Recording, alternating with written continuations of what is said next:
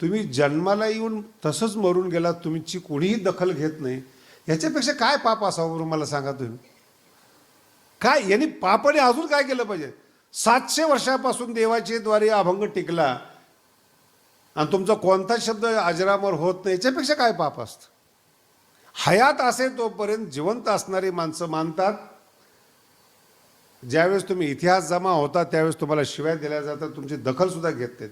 आज 700 कोटी माणसं आहेत जगामध्ये, सगळ्यांची दखल घेतली जाते का? पाप. आणि माऊलींची एक टेक्निक सांगतो तुम्हाला, माऊली फार कठीण आहेत. जेव्हा चांगल्या गोष्टी तुम्ही मानत नाही, ज्ञानोबा म्हणतात न मानण्याचं कारण त्याचं पाप आहे. ज्ञानाला न मानणं हे पाप आहे. चांगल्या गोष्टी आहेत न मानणं हे पाप आहे. पाप वेगळं नाही आहे काही. पाप अनेक ठिकाणी याचा उल्लेख आलेला आहे. त्यात सगळ्यात मोठा दृष्टांत देताना युधिष्ठिराचा दृष्टांत देतात. धर्मराज आहेत, नाव काय? मग जुगार खेळू नये कळत नाही का? हिंदुस्थानचा राजा आहे ना, तो काही भिकारी नाही आहे, तो शेतकरी नाही, तो चुकलो म्हणायला, हे कळलं नाही म्हणायला. हिंदुस्थान चालवणारा राजकारणातला मोठा आहे युधिष्ठिर. पाप उदयाला आलं.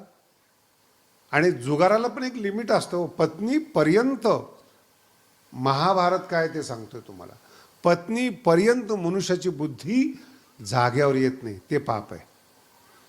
आणि एका माणसाच्या चुकीमुळे 14 वर्ष वनवास भोगला आणि या संपूर्ण भारताचं नुकसान झालं. महाभारताच्या युद्धानंतर 20-25 माणसं जिवंत होते फक्त. आपली संस्कृती, आपलं ज्ञान, ऋषींचे पुस्तकं सगळं काळाच्या ओघामध्ये लोप पावलं. राजकारणाचं अस्तित्व संपलं, राहिलं काय पाठीमागं? हसता हसता एक दुर्योधनाचे शब्द आहेत, फार गोड आहेत. मांडीला गदा लागलेली असते, विवळत पडलेला असतो आणि मृत्यूची वाट पाहतो. काही काही माणसाचे चरित्र आहे ना, हे खूप अभ्यास करण्यासारखं आहे. ज्याला मृत्यू कळतो 1-2 तासाने मी मरणार आहे, हे ज्याला माहिती आहे, आणि कमरेचा खालचा भाग ज्याचा काम करत नाही, तो दुर्योधन अश्वत्थामाजवळ आल्यानंतर त्याला म्हणतो, युद्ध अजून संपलेलं नाही, मी जिवंत आहे. राजाला मारल्यानंतर युद्ध संपतं, मी तर जिवंत आहे, मी युद्ध करतोय. म्हणून पांडव गाफील असतील, भ्रमात असतील, युद्ध संपलेलं नाही, मी तुला सेनापती म्हणून तुला नियुक्त करतो अश्वत्थाम्याला, बरं, आणि जाऊन संपव. शेजारचा एक सैनिक असतो मोठा, कृपाचार्य असतात त्या ठिकाणी. 1-2 प्रश्न विचारतात, तुम्ही या अवस्थेमध्ये आहात? म्हणजे मी जिंकलेलो आहे. कृष्णाला, धर्माला असं वाटत असेल की आम्ही जिंकलो, चुकीची कल्पना आहे. खरं राज्य, सुखा समाधानाचं राज्य मी भोगलंय. आता जे राज्य त्यांना मिळणार आहे माझ्या नंतर, ते फक्त विधवांचे अश्रू पुसण्याकरता तो राजा झाला. त्याला सुख नाही त्या राज्यामध्ये. भारतात जर 10-12 माणसं जिवंत आहे, तो राज्य कोणावर करणार? राज्याचं अस्तित्व काय? आणि याचा गेल्या 2 वर्षापासून महाराष्ट्राने, जगाने अनुभव घेतला. संपूर्ण जगामध्ये कोरोना पसरला, जगात हाहाकार माजला, सगळे लोक शांत झाले, जगले, म्हणून आज तुम्ही माझ्यासमोर बसले. सुखामध्ये राज्य करायला मिळावं. राजकारण काय सांगते? सुखामध्ये. आणि दुर्योधनाची बुद्धी पहा कशी आहे. धर्मराजाला सुख दिलेलं नाही, विधवांचं राज्य दिलेलं आहे. सगळे नातेवाईक मेलेले आहेत, सगळे पुत्र पौत्र मेलेले आहेत, नायनाट झालेला आहे सगळा, फक्त महल उभे आहेत आणि आक्रोश चारी बाजूला आहेत. असं राज्य मी देऊन चाललो. याला यातना म्हणतात. भोग मी घेतलाय. म्हणून गीतेच्या 1ल्या अध्यायामध्ये फार सन्मानाने दुर्योधनाचं नाव आहे बरं. राजा दुर्योधनस्तदा. दुर्योधन शब्द नाही वापरलेला आहे गीतेमध्ये, राजा दुर्योधन म्हटलेला आहे. आणि हा फार महत्वाचा शब्द आहे. राजभोग मिळाला आहे त्याला. आणि हे कठीण आहे. इतरांना सगळं आहे, यातना आहे. ज्ञानोबराय म्हणतात, हा जो यातनेचा प्रवास आणि ज्ञानाचा मुक्ततेचा प्रवास, हे दोन प्रवास हरिपाठ वाचण्याच्या अगोदर निवडा. तुम्हाला प्रवास कुठला करायचा आहे? आतला प्रवास तुम्ही तुमच्या मनाला मजबूत करणार का बुद्धीला मजबूत करणार? आणि हे भाषा बोलण्याची नाही आहे, हे कृतीची भाषा आहे. हरिमुखे म्हणा. म्हणा शब्दाचा अर्थ आहे कृती, कर्म करा. जर तुम्हाला आतला प्रवास करायचा असेल तर जिथे ज्ञान असेल त्यांच्या दारात पहिलं जायचा प्रयत्न करा. दारात. आणि आपल्या मराठीमध्ये हा शब्द इतका घातक आहे, आलाच ना माझ्या दारात शेवटी. अपमान यालाच म्हणतात, दारात. आणि बऱ्याच लोकांना माहिती असतं, आज जरी भडकला असेल, काय केलं असेल, कुठे जाणार आहे, येणारच आहे माझ्या दारामध्ये. हा दार शब्द सोडू नका. आणि दारात शब्द ज्ञानोबाने एक जोड दिलेली, उभा. संपूर्ण हरिपाठातला महत्त्वाचा शब्द आहे उभा. उभा म्हणजे तत्पर, तयार असणारा. युद्धासाठी जो तयार असतो ना त्याला उभा म्हणतो आपण. आणि उभा शब्दाचा दुसरा अर्थ आहे संपूर्ण. पूर्ण तयारीनिशी उभा असणारा. म्हणजे आतली ज्ञानेंद्रिय, मन, बुद्धी, हृदय सगळ्या अंगाने जो तयार करून उभा आहे तो उभा. आणि तो कुठे उभा आहे? विषयाच्या दारात नाही, तयारीनिशी ज्ञानाच्या दारात जो उभा आहे तो उभा आहे. फार महत्वाचा शब्द आहे त्या ठिकाणी. मग उभा म्हणजे काय? तत्पर आहेत. आणि उभा शब्दामध्ये जे लोक संप्रदायावर आक्षेप घेतात ना, केवळ भजन करायला सांगतात, भजनाने काय होणार आहेत, हे उभा शब्दातूनच, उभा शब्दाचा अर्थ न कळल्यामुळे हे आडवे झालेत. उभा म्हणजे कर्म करणारा. गीतेच्या 18व्या अध्यायामध्ये कर्मयोगी नावाचं एक प्रकरण आहे. स्वे स्वे कर्मण्यभिरत संसिद्ध्यम लभते नरः, इथून हे प्रकरण सुरू होतं. आणि ज्ञानोबाने 4थ्या अध्यायात, 3ऱ्या अध्यायात आणि 18व्या अध्यायामध्ये सगळ्यात जास्त सांगितलं, योग्य कर्म करतो तोच ज्ञानाचा अधिकारी असतो. केवळ भजन करतो तो ज्ञानाचा अधिकारी नाही, कर्म करतो तो ज्ञानाचा अधिकारी. आणि कर्म करत असताना टप्प्याटप्प्याने पुढं जातो. कोणत्याही गावाला जायचं असेल तर आपण डायरेक्ट जात नाहीये, एक एक टप्पा पार करावा लागतो आपल्याला. तसं आनंद पाहिजे असेल, परमात्मा पाहिजे असेल, तत्परता पाहिजेच, त्याच्यावर काही वाद नाही. पण कर्माची तत्परता पाहिजे. इतका गोड अभंग आहे, देवाचे द्वारी उभा क्षणभरी. अतिशय सुंदर अभंग आहे. पहिल्यांदा स्वतःची किंमत करा, कोणाच्याही दारात जाऊ नका. अभंग आपल्याला काय शिकवतो? कोणाच्याही दारात, देवाच्या दारात जा, पण देवाचं द्वार कळलं तर पाहिजे ना. पण देवाच्या द्वारात जायच्या पूर्वी इतराच्या दारातून मागे फिरा. याला गुरुमान, त्याला गुरुमान. परवा दिवशी 2-3 दिवसापूर्वी एक व्यक्ती माझ्याकडे आली आणि ती मलाच आता शिकवायला लागली. गादी फार चांगली बरं का भगवान बाबांची. आणि बाबांनी एक शिकवलेलं आहे, जो बसणार आहे त्यांनी ऐकून घ्यायचं असतं. मग त्यांनी ते मला सांग, महाराज ते असं आहे तसं आहे, पुण्य याला म्हणतात, ज्ञान त्याला म्हणतात, सगळं ऐकून घेतलं. माझ्याजवळ एक मुलगा होता, तो बाई गेल्यानंतर मला तुम्ही काय ऐकून घेतलं? म्हटलं आपल्याला काय पैसे लागले ऐकून घ्यायचे, काय लागले? काय नाही. नाही पण ऐकून घेता कसं, यालाच परमार्थ म्हणतात. लक्षात आलं? ऐकून घेणं हा पहिला परमार्थ आहे. विरोध केला ना, तुमचा अहंकार जागा झाला, तुमचा इगो हट झाला. मार्केट नेहमी तुमचा इगो हट करत असते. हा मार्केटिंग पॉईंट आहे. इगो हट कर. तुमची काय ताकद आहे घ्यायची? लगेच तुमचा अहंकार, मी काय घेऊ शकत नाही, जमीन विकील. पण घेतल्याशिवाय तुम्ही जेवढ्या जाहिराती पाहता ना, हे तुमच्या अहंकाराला जागं करतात. जगात आतापर्यंत अशी क्रीम निघाली नाही जे काळ्याला गोरं करू शकेल. 4,000 कोटीचा व्यवसाय आहे तो क्रीमचा. आणि मी माझे गुरुजी जे आहेत ना, ते मुंबईमध्ये मला एक काम सांगितलं त्यांनी. तिथं तेल काढून मिळतं मुंबईमध्ये एका ठिकाणी. मी गेलो ते तेल काढायला. बदामाचं तेल होतं, हातात समोरासमोर काढून देतात. मी तिथे उभा होतो, त्यांनी 4-5 तेल ठेवलेले होते. एक जण आला, त्यांनी सांगितलं की तेल पाहिजेत, माझे केस जरा चाललेत म्हणून केस पाहिजे. त्यांनी मस्त एक तेल काढलं, 2-3 तेल त्याच्यामध्ये टाकले आणि त्याला दिलं. मी त्याला विचारलं कोणासाठी दारात उभं राहिलं पाहिजे.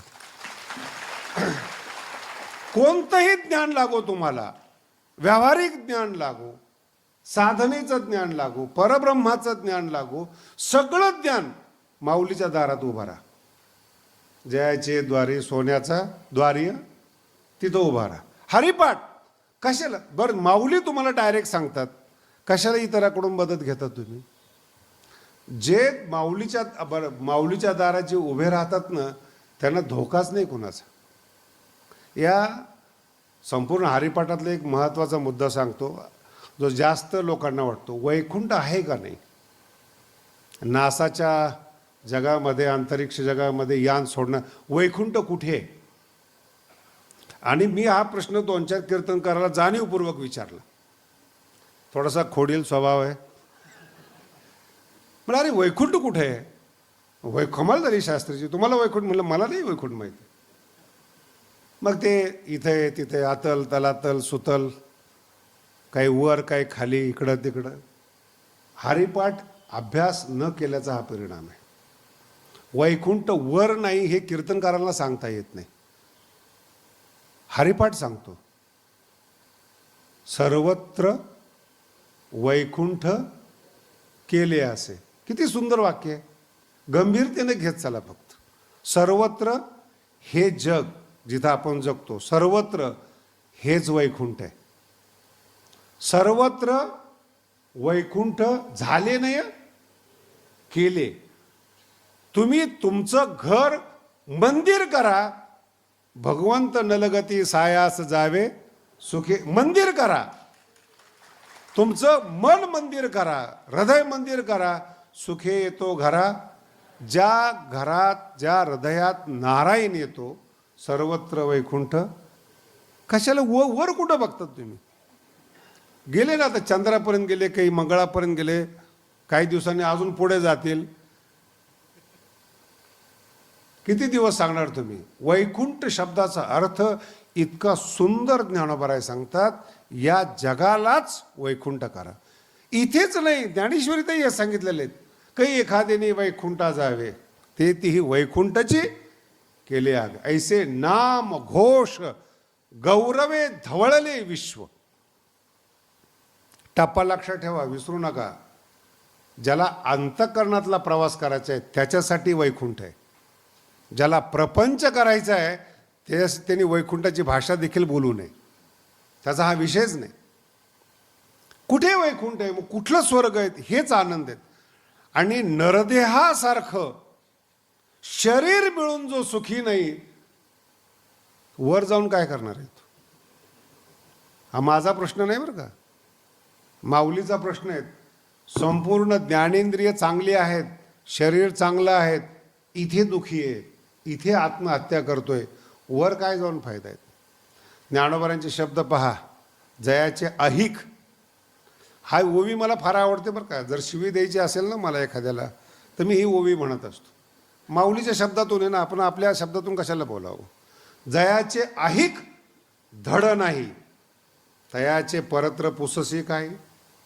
जो मनुष्य जन्माला येऊन चांगला जगू शकला नाही, त्याच्या परत्राविषयी त्याने बोलूच नाही. चांगल्या शब्दाचा अर्थ खाल्लं पिल्लं झोपला असं नाही बरं का. आपल्याला जो नवीन ब्रेन दिलेला आहे ना, स्वतंत्र नवीन, त्याच्यामध्ये ज्ञान ठेवण्यासाठी येतो. लोकांचा द्वेष, लोकांचा मत्सर, मारामारी, प्लॅन. तुम्ही वर्तमान काळामध्ये बघा, तुम्ही जेवढे गेम पण निघालेले आहेत ना, हे आक्रमकच आहेत. ते लहान मूल जन्माला येतं, मी अनेक ठिकाणी या गोष्टी बघितलेल्या आहेत. मारामारी शिकवतात, युद्ध, मारामारी, आक्रमण. त्या लहान मेंदूमध्ये ह्या सगळ्या गोष्टी नकारात्मक जाऊन बसतात. आणि नकारात्मक बसलं ना, ते पुढे चालून तो जीवन जगूच शकत नाहीत. काही मनाने बाद होतात, काही बुद्धीने बाद होतात, काही नशेमध्ये जातात. आणि आपल्या देशामध्ये अशा यंत्रणा देखील आहेत की तरुण पिढी व्यसनाधीन झाली पाहिजेत, विशेष करून श्रीमंताची. सक्रिय लोक आहेत की ज्यांना गांजा, व्यसन वगैरे वगैरे आहेत ना. श्रीमंताची मुलं बिघडली पाहिजेत याच्याकरता टोळी सक्रिय असतात. काय कारण? धनाची शक्ती आहे त्याच्याकडे. त्यांनी जर ब्रेन त्याच्याबरोबर लावलं ना, देश पुढं जाईल.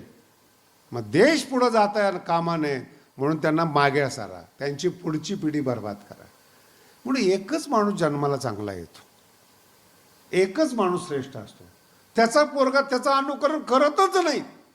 त्याचं मूळ कारण लक्षात ठेवा काय आहे? यंत्रणा आहे. आणि ह्या यंत्रणेमध्ये एक विशेषता अशी आहे की आपल्या मेंदूमध्ये काय काय टाकायचं आहेत ही लोक मार्केटिंग तयार आहेत. मेंदू आपला आहे, पोट आपलं आहे, अन्न जरी दुसऱ्याचं असलं तरी. किती खायचं? काही जास्तीत जास्त 100-150 रुपयाची थाळी असेल. प्रमाणापेक्षा जास्त खाल्ली ना तर डॉक्टरकडे ॲडमिट व्हावं लागतं. डोक्यामध्ये चुकीचा कचरा जर साठवला, अशांत होतं जीवन. भगवान श्रीकृष्ण सांगतात, अशांतस्य कुतः सुखम. अशांतस्य कुत अशांत माणसाला सुख मिळत नाही, सुख मिळतच नाही हा शब्द. म्हणून दार महत्वाचे आहेत की कोणाचं आपण ऐकतो, कोणाकडे तत्पर आहेत. आणि हे मी हरिपाठ पाहत असताना याच्याकडे जास्त लक्ष. कोणाची सेवा करतो? हा राजकारणाची, याचं सत्तेचं द्वार आहे.